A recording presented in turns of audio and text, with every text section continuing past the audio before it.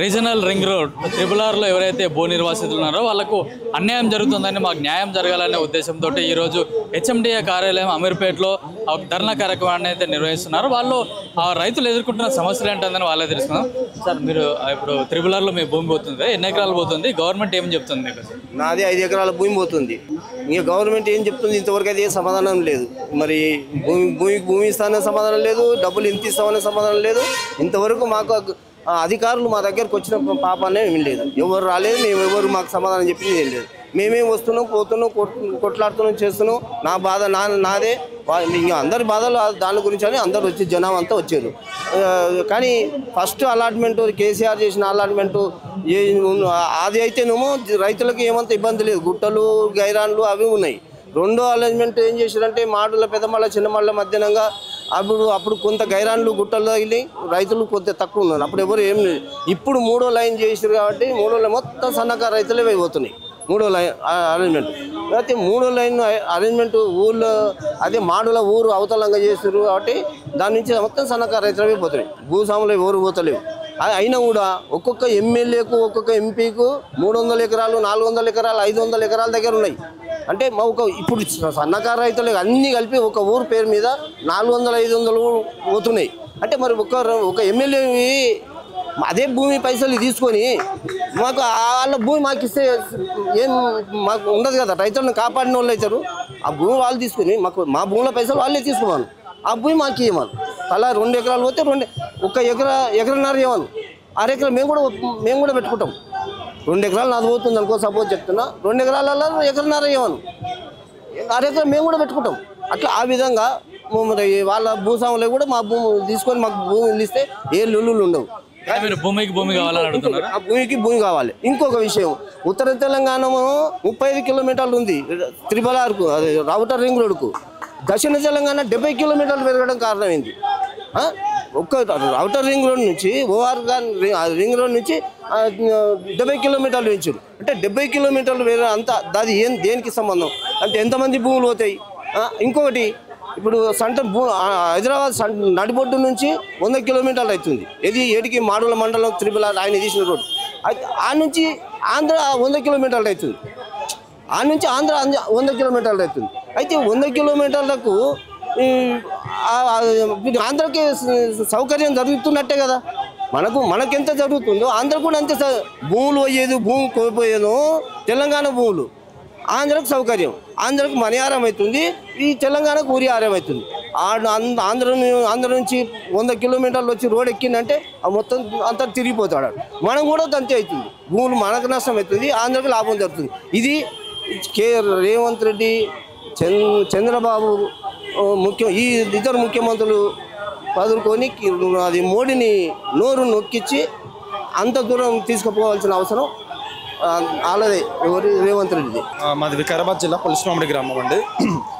ఇప్పుడు మా గ్రామంలో సుమారుగా ఒక 25 మంది కుటుంబాలు ఎఫెక్ట్ అవుతున్నాయండి. సో ఇప్పుడు మా బేసిక్ రిక్వైర్మెంట్ డిమాండ్ ఏంటంటే, ఇప్పుడు మాకు ప్రపోజ్ చేసిన ఎలిమెంట్ ప్రకారము మాది ఒక 100 నుంచి 120 ఎకరాల నుంచి పోతుందండి సాగు చేసే భూమి. సో మా జస్ట్ ప్రపోజల్ ఏంటంటే, ఒక 100 మీటర్లు పక్కకి జరిపితే రోడ్ అనేది స్ట్రేట్గా తీస్తే గవర్నమెంట్ ల్యాండ్ ఉంది. గవర్నమెంట్ ల్యాండ్ ఎంత ఉంది? సుమారుగా 500 నుంచి 1000 ఎకరాల గవర్నమెంట్ ల్యాండ్ ఉంది. ఆ గవర్నమెంట్ ల్యాండ్ నుంచి పోకుండా ఇప్పుడు కావాలని ఇక్కడ మా సైడ్ తిప్పి మరి గుట్ట నుంచి తిప్పి మరీ చేస్తున్నారండి. సో ఇటు వల్ల గవర్నమెంట్ ల్యాండ్ సేవ్ అవుద్ది, రైతుల భూమి పోతుంది. సో ఒకవేళ రోడ్ త్రిపులార్ పడిందంటే గవర్నమెంట్ ల్యాండ్ అమ్ముకుందామని ప్లాన్ అని ఈజీగా అర్థమవుతుంది. So as per rule government land ఉన్నప్పుడు గవర్నమెంట్ ల్యాండ్ యూజ్ చేయాలి. So economic like environment disturb చేసేసి ఫార్మర్స్ ల్యాండ్ని మొత్తం తీసేసుకొని ఇది చేయడం అనేది కంప్లీట్లీ రాంగ్. సో మేము అనేది ఫస్ట్ ఆఫ్ ఆల్ అగేన్స్ట్ ఇంకా త్రిపులార్కి వెల్కమింగే. కాకపోతే ప్రాపర్గా గవర్నమెంట్ ల్యాండ్ ఉన్నప్పుడు అక్కడ యూటిలైజ్ చేసుకోకుండా ఇక్కడ తిప్పించి లైక్ పీపుల్ని ఎఫెక్ట్ చేయడము, రైతులని ఇట్లా మోసం చేయడం, ఇది కంప్లీట్గా బెటర్ అయ్యేది. So this is completely unacceptable. And the request from our side is only government land use చేయండి. జస్ట్ 100 మీటర్ల దూరంలో 1000 ఎకరాల గవర్నమెంట్ ల్యాండ్ ఉంది, అది వాడండి. గుట్టని హాని కలిగించొద్దండి. అండ్ ఒకవేళ ఇవేమి కుదరదంటే మాకు మార్కెట్ వాల్యూ ప్రకారం ఇంటూ 2 times ఇవ్వాలి. మార్కెట్ వాల్యూ అక్కడ మినిమం 3 కోట్లు ఉంది, అంత ఇచ్చేది గవర్నమెంట్ చేతుల్లో లేదు. అట్లా సో గవర్నమెంట్ ల్యాండ్ నుంచి తీసుకెళ్తే గవర్నమెంట్ పెట్టుబడి తగ్గుద్ది, ఇన్వెస్ట్మెంట్ తగ్గుద్ది, గవర్నమెంట్ ఇచ్చే రియంబర్స్మెంట్ కానీ రైతులకు పెట్టే డబ్బు తగ్గుద్ది. సో చాలా సేవ్ అవుద్ది, అన్ని విధాలుగా గవర్నమెంట్గా యూజ్ అవుద్ది. ఇది మాది వికారాబాద్ జిల్లాలో పులిస్మామిడి గ్రామం. ఇది సో ఇది ఒక్కటి చేంజ్ అయితే మాకు కంప్లీట్గా యూజ్ అవుతుంది. ఎవరు చాలా ఎఫెక్టింగ్ పీపుల్ చాలా తక్కువ మంది ఉంటారు. గవర్నమెంట్ కూడా చాలా యూజ్ అవుతుంది. 3 సార్లు అలైన్మెంట్ మార్చారు. ఎందుకోసం మార్చారు? అంటే భూస్వాముల కోసమా, రియల్ ఎస్టేట్ వ్యాపారుల కోసమా, ఎందుకోసం అట్లా మారి రైతులకు అన్యాయం జరుగుతుంది? 3 సార్లు అలైన్మెంట్ మార్చిండ్రు అంటే రైతుల గురించి మార్చలేరు. ప్రభుత్వం వాళ్ళ కడుపులు నింపుకోనికే మార్చిండ్రు. పెద్ద పెద్ద బడబాబులు బతకనికే మార్చిండ్రు. వాళ్ళ వెంచాలు మా ఏమో భూములు, వాళ్ళ వెంచాలకు రోడ్లు మమ్మల్ని నాశనం చేయనికే చూస్తుండ్రు. ఇప్పుడు మేము 5 మంది అన్నదమ్ములము. మాది 11 ఎకరాలు ఒక దిగత, 4 ఎకరాలు ఒక దిగత అవుతుంది. 5 మంది అన్నదమ్ములము ఇప్పుడు రోడ్డు పాలు అవుతున్నాం మేము. మాకు ఇప్పుడు మా పిల్లల్ని ఎట్లా బతికించుకోవాలి, మేము ఎట్లా బతకాలి? ఇప్పుడు వాళ్ళ చదువులు, ఇప్పుడు వాళ్ళు ఇంటర్మీడియట్, ఎస్ఎస్సి, డిగ్రీ చేస్తున్నారు. వాళ్ళకి చదువులకు పైసలు ఒక అద్దెకి అమ్ముకున్నా అని మాకు ఇప్పుడు వాళ్ళ చదువులు వెళ్తాయి. ఇప్పుడు అది ఏం లేకుండా వాళ్ళు తీసుకుపోతున్నారు. మా అన్న బిడ్డల పెళ్ళిళ్ళు అయినాయి. పెళ్ళిళ్ళు అయితే వాళ్ళకు తల ఎకరా ఇచ్చి పెళ్ళిళ్ళు చేసినాం. ఇప్పుడు వాళ్ళ అత్తగారు కూడా వాళ్ళు ఎలగొట్టడానికి రెడీ ఉన్నారు. ఇప్పుడు ఆశతోటి వాళ్ళు పెళ్ళిళ్ళు చేసుకున్నారు. ఇప్పుడు వాళ్ళకి ఏం ఆధారం లేదు. ఇప్పుడు అందుకోసము మేము మా భూములు ఇయ్యము. రైతు అలాట్మెంట్ తొలుత ఉన్న అలాట్మెంట్ మార్చాలి. మా భూమిలోకి వెళ్ళి వద్దు. ఇప్పటి వరకు మేము ఏం చేసుకొని బతకాలి? మేము ఇప్పుడు భూములు పోతే ఇప్పుడు మేము రోడ్డు పాలే అవసరం కదా. ఇప్పుడు మేము కూలు నాలుగు పోవాలంటే కూడా మాకు అలవాటు లేదు. మా భూమిలో మేము బతికిన వాళ్ళం. ఇప్పుడు ఏం చేయాలి మేము అని మేము ఆలోచించి ఇప్పుడు మా భూమిలోకి వెళ్ళి అలాట్మెంట్ అవ్వద్దు. మా భూమిలోకి వెళ్ళి RRR ఇయ్యం మేము. అందుకోసం మేము ఈరోజు ఈ ధర్నాకు వచ్చినాం. ఇప్పుడు సీఎం రేవంత్ రెడ్డి కూడా నేను కూడా రైతు బిడ్డనే, మాకు కూడా తెలుసు రైతు కష్టాలు అని చెప్తున్న సీఎం రేవంత్ రెడ్డి మీరు రైతుల భూములను ఎందుకు గుంజుకుంటున్నాడు? రైతు భూములు సీఎం గారు మా తాలూకండి, మా నియోజకవర్గమే, మా దాని ఉన్న నాయకుడే. మాది కల్లకుర్తి నియోజకవర్గం, గౌరిపల్లి గ్రామం, తలకొండపల్లి మండలం. మేము వేసిన ఓట్లతోటే ఆయన ఇలా గెలవడం, అది చేయడం అంతా మా లీడరే, మా నాయకుడే. నేను రేవంత్ రెడ్డి యాక్చువల్గా అయితే అభిమాని, కానీ ఇలా మా అభిమానే మాకు చేసి ఇలా రోడ్డు వల్ల మేము రోడ్డు పడేటట్టు చేసిండు. చాలా దారుణంగా ఉంది. అసలు ఊర్లో చిన్నకారు రైతులు అయితే పరిశ్రమల ఊరు అంతా వాళ్ళకు భరోసా ఇచ్చి ముందుకు కార్యక్రమం చేసి ఈ రోడ్డు రావద్దని చాలామంది డిమాండ్ చేస్తారు. ఈ రోడ్డు కోసం ధర్నా కోసం పొద్దు నుంచి మేము చాలా ఇబ్బంది పడి వచ్చినాము.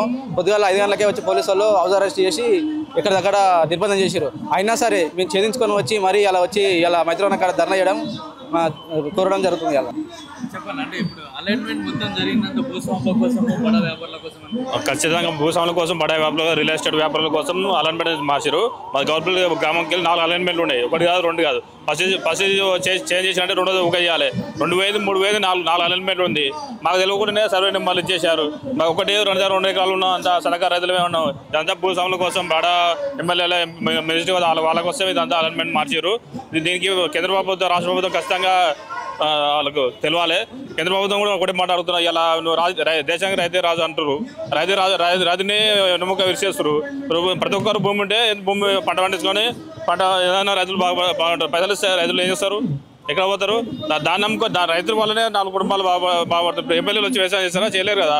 రైతు వ్యవసాయం చేసే పంటను ఎమ్మెల్యేలు కానీ ప్రతి ఒక్క మనిషికి ఆహారం అందిస్తారు. అలాంటిది అభివృద్ధి పేరిట రైతున్న పొలాన్ని లాక్కోవడం చాలా దారుణం. దీన్ని రైతాంగం తీవ్రంగా ఖండిస్తున్నాము.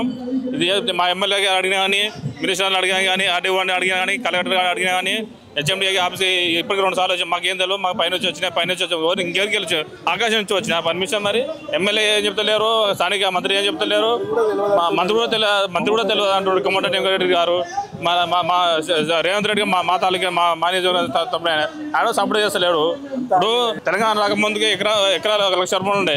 తెలంగాణ వచ్చి ఇప్పటికి 15 సంవత్సరాలు, 13 సంవత్సరాలు ఎకరా ₹1 కోటి పెరిగింది.